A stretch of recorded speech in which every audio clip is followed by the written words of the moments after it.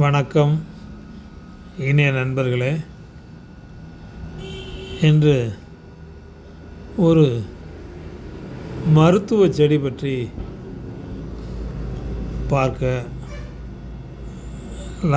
பார்க்க இருக்கின்றோம்.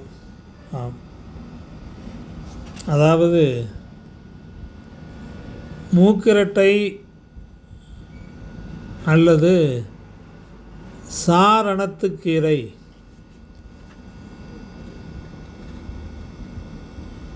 என்பது எப்படி இருக்கும் என்று எனக்கு தெரியவில்லை. மூக்கரட்டை என்று பல இடங்களில் பல பேர்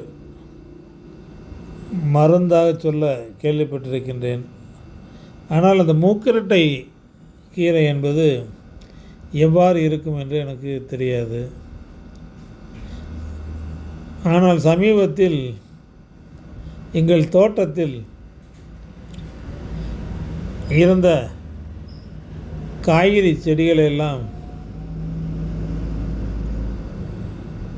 முழுமையாக அழித்துவிட்டு ஜேசிபி வைத்து மேடு பள்ளம் இல்லாமல் சமப்படுத்திவிட்டு சிறிது காலம் வெறுமனே விட்டிருந்த போது மழை தொடர்ந்து பெய்ய ஆரம்பித்தது. அதன் பின்னே ஒரு விதமான செடிகள் தோட்டம் முழுவதும் நிரம்பி காணப்பட்டன.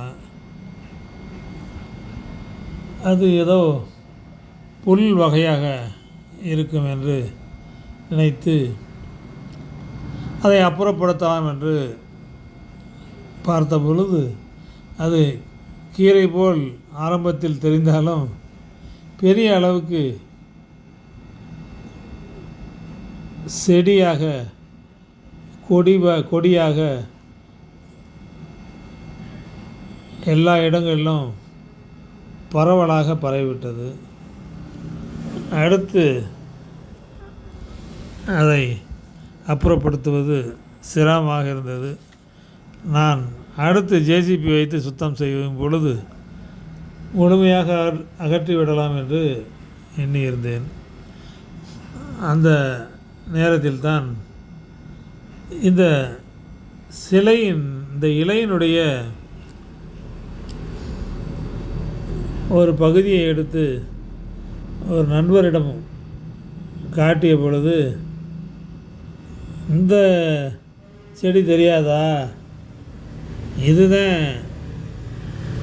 எல்லா இடத்துலையும் இருக்குமே என்று சொன்னாங்க. சரி, எல்லா இடத்துலையும் இருக்குது, பார்த்துருக்குங்க, அது என்ன செடிங்க சொல்லுங்கன்னு கேட்டேன். அதுக்கு என்னங்க அதுவும் தெரியாதா, இதாங்க மூக்கரட்டை செடி. மூக்கரட்டையா? ஆமாம், கேள்விப்பட்டிருக்கேன். நான் கேட்டதுக்கு ஒருத்தர் சாரணத்து கீரைன்னு சொன்னாங்களே, ஏதோ சாரணத்து கீரை இதுதான்னு நான் நினச்சிக்கிட்டு இதான் உங்கள் சந்தேகத்தில் கேட்டேன்னு. சாரணத்து கீரையும் ஒன்று தான், மூக்கரட்டை கீரையும் ஒன்று தான், ரெண்டுமே ஒன்று தான். ஒரு இடத்துலையும் தண்ணீர் இருக்கிறதுக்கு ஏற்ற மாதிரி, தரைக்கு ஏற்ற மாதிரி கொஞ்சம் மாறி இருக்கும். எல்லாமே ஒரே கீரை தான் சொன்னாப்புல. அதுபோக இதில் 2-3 வகையெல்லாம் கூட இருக்குது. இருந்தாலும் இந்த கீரைக்கு பேர் மூக்கரட்டை தான் சொன்னார். அப்படியா? சரிங்க, அந்த மூக்கரட்டைனால என்னங்க பிரயோஜனம்னு இது கூட தெரியாதா உங்களுக்கு என்று ஒன்றா சொல்ல ஆரம்பித்தார். அதனுடைய மருத்துவ குணங்கள் சொல்கிறேன் கேட்டுங்கன்னு சொல்ல ஆரம்பித்தார்.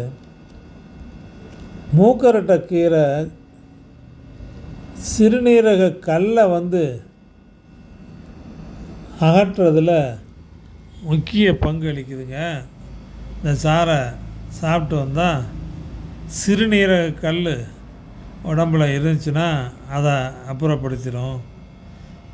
சிறுநீரக கல் மட்டும் இல்லை, பித்தப்பையிலையும் கல் இருக்குதுன்னு கேள்விப்பட்டிருப்பீங்க. அந்த கல்லுக்குமே நிறைய பேர் வந்து பெரிய அளவுக்கு அறுவை சிகிச்சையெல்லாம் பண்ணிகிட்ருக்காங்க. அந்த பித்தப்பை கல்லும் இந்த சிறுநீரக கல்லையுமே அகற்றக்கூடிய அரிய மருந்து இந்த மூக்கரட்டைக்கீரை தான். அடுத்து உடம்பில் ஏற்படக்கூடிய வாதம் சம்பந்தமான நோய்களையும் நீக்கிறதுக்கு இது உதவிகரமாக இருக்குது. அதனால் வாத நோய்க்காரங்களும் இதை பயன்படுத்தலாம். அடுத்து இந்த மூளைக்கு இந்த கீரை நல்ல ஆற்றலை கொடுத்து சுறுசுறுப்பாக இயங்கிறதுக்கு வந்து உதவுது.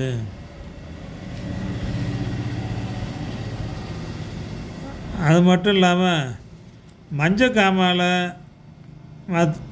மற்றும் இல்லாமல் கல்லீரலில் ஏதாவது பாதிப்பு, மஞ்சக்காமாலை போல் அந்த மஞ்சக்காமாலைங்கிறதே கல்லீரலில் ஏற்படக்கூடிய பாதிப்பு தான். அதனால் அந்த பாதிப்பு கொண்டவர்களுக்கு வந்து வயிற்று பகுதியில் நீர் தேங்கி வயிறு பெருத்து காணப்படும். அதுக்கும் இந்த மூக்கரட்டையை கீழா நெல்லியுடன் சேர்த்து சாப்பிட்டு வர மஞ்சக்காமாலை நோய் குணமாயிரும் ஆனார். சரிங்க, வேறு என்னமும் இருக்கான்னு? ஏங்க அவ்வளோதானா? இந்த கீரை வந்து அந்த வயிற்றில் இருக்கக்கூடிய நீரையும் வெளியேற்றுறதுக்கு வந்து உதவுது. இந்த மூக்கரட்டை கீரையோட சீரகம் பெருங்காயம் சேர்த்து கொதிக்க வைத்து குடித்தா மூட்டு வலி, மூட்டுக்களில் ஏற்படக்கூடிய வலி மற்றும் வீக்கம் அந்த இதெல்லாம் வந்து குறைஞ்சிரும்.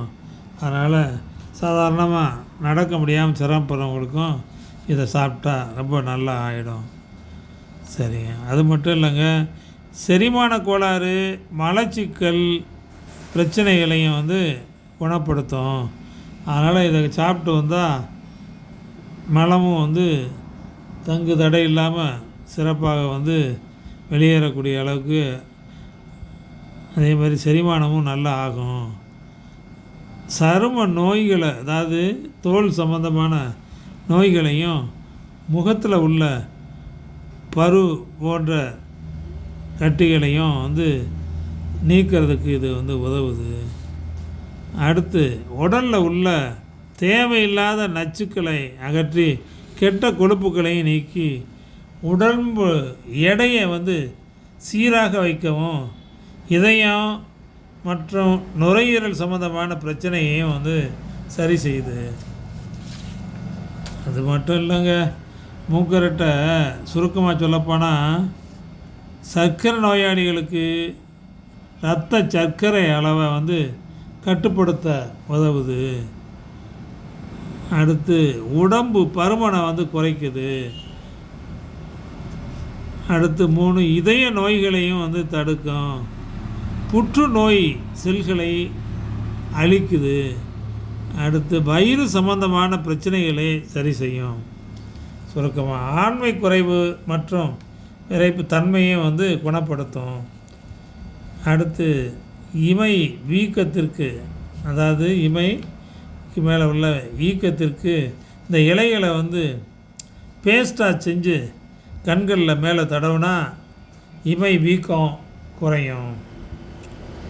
அடுத்து சைனஸ் பிரச்சனைகளையும், மூக்கடைப்பு இது மாதிரி இந்த சைனஸ் பிரச்சனைகளுக்கும் வந்து சரி செய்யும்.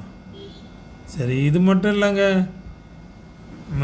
குறிப்பாக இந்த கிட்னி நன்றாக வந்து இயங்கிறதுக்கு இது ரொம்ப உதவிகரமாக இருக்குது.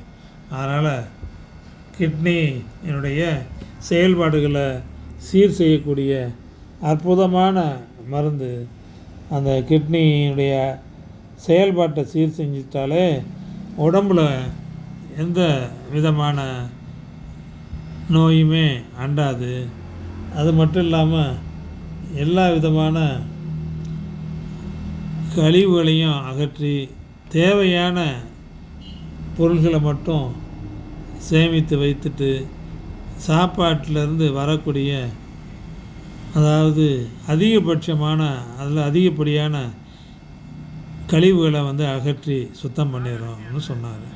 சரி, ரொம்ப சந்தோஷங்க என்ட்டு இந்த கீரைக்கு என்ன பேருன்ட்டு நண்பர்கள்ட்ட கேட்டப்போ தான் அவங்க ஒவ்வொருத்தரும் ஒன்று சொன்னாங்க.